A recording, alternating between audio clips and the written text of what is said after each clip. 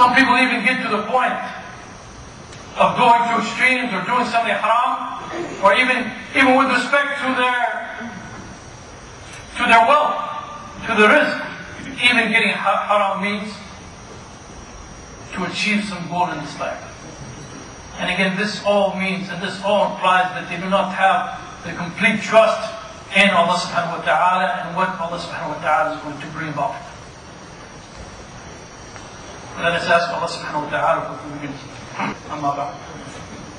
This concept of putting one's trust and reliance in Allah subhanahu wa ta'ala, Allaah-The, is one of the most emphasized concepts in the Quran actually.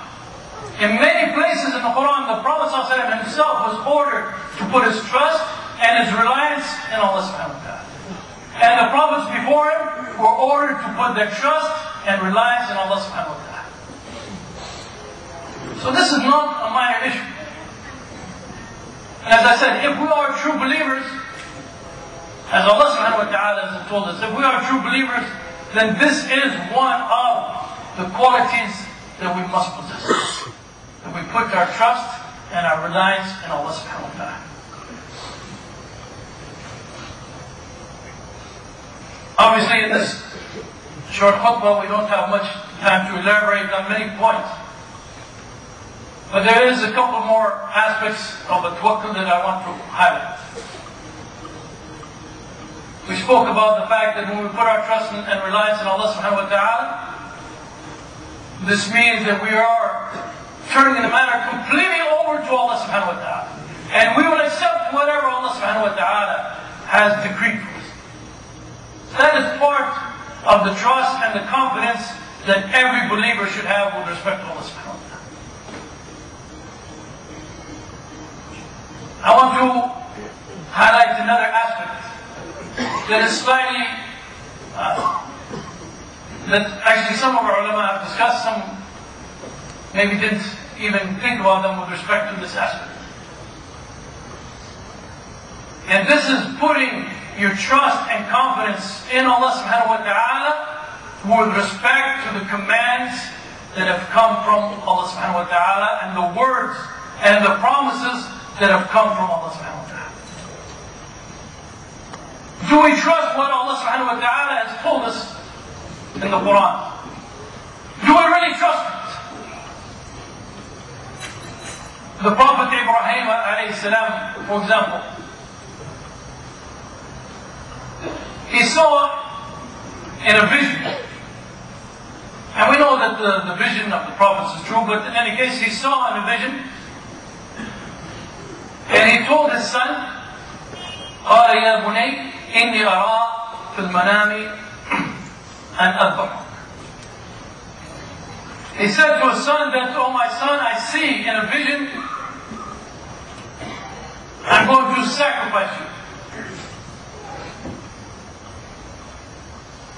We see an implementation both by Ibrahim alayhi salam and by Ismail alayhi salam. We see their trust, their ultimate trust in what Allah subhanahu wa ta'ala is guiding them to.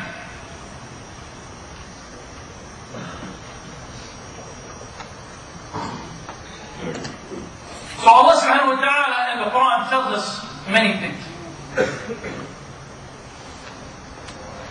And the question is, do we really trust what Allah subhanahu wa ta'ala is telling us?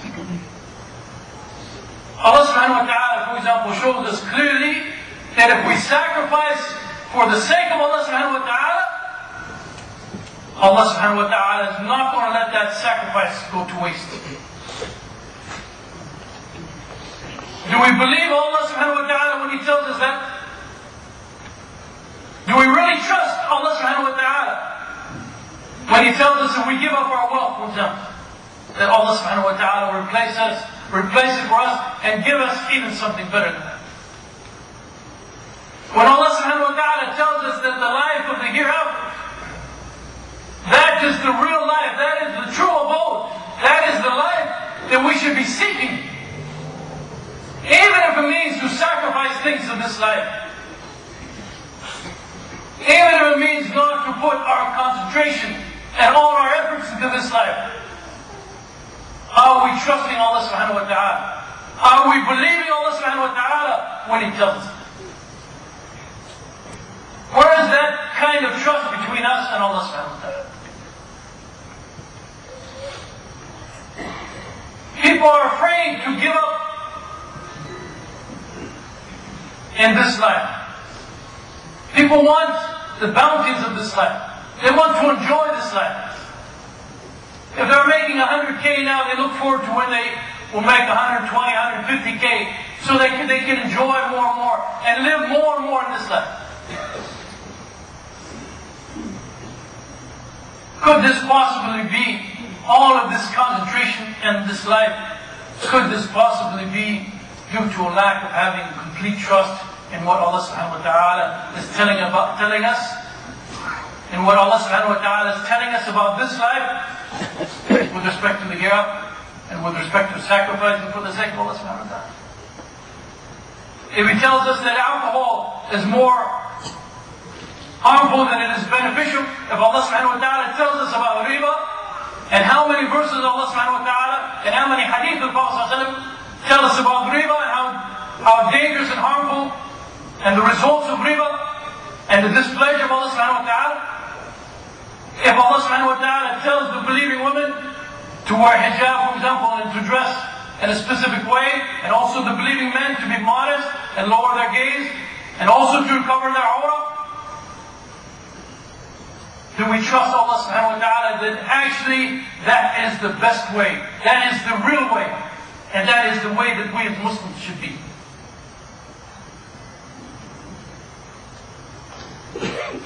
Do we trust Allah subhanahu wa ta'ala in that sense or not? Do we trust His words or not? I can assure you that the greater the level of trust in these words, the greater the ramification it will have on almost every aspect of our life you can imagine.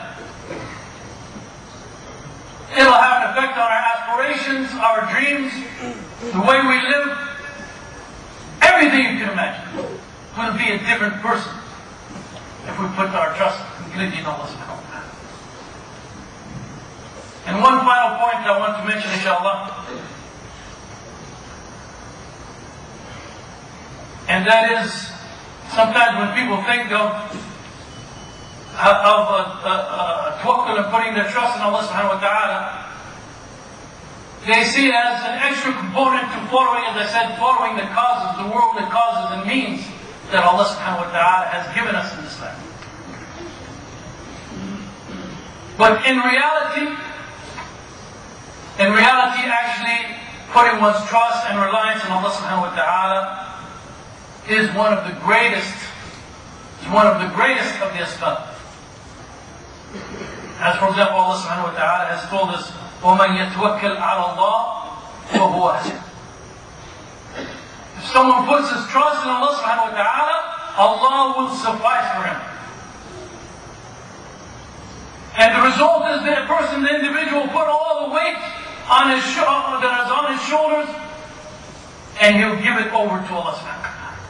He'll just worry about his relationship with Allah subhanahu wa ta'ala. And everything else, all of the concerns and worries of this dunya and this life and everything that everyone is going through, and from the time they get up until the evening is so concerned about, all of that he will be at rest.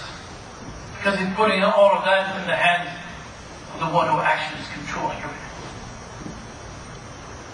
everything. So this, putting one's trust and reliance on Allah subhanahu wa ta'ala, it is one of the greatest asbab in this life, and especially for getting true happiness in this life and in the hereafter.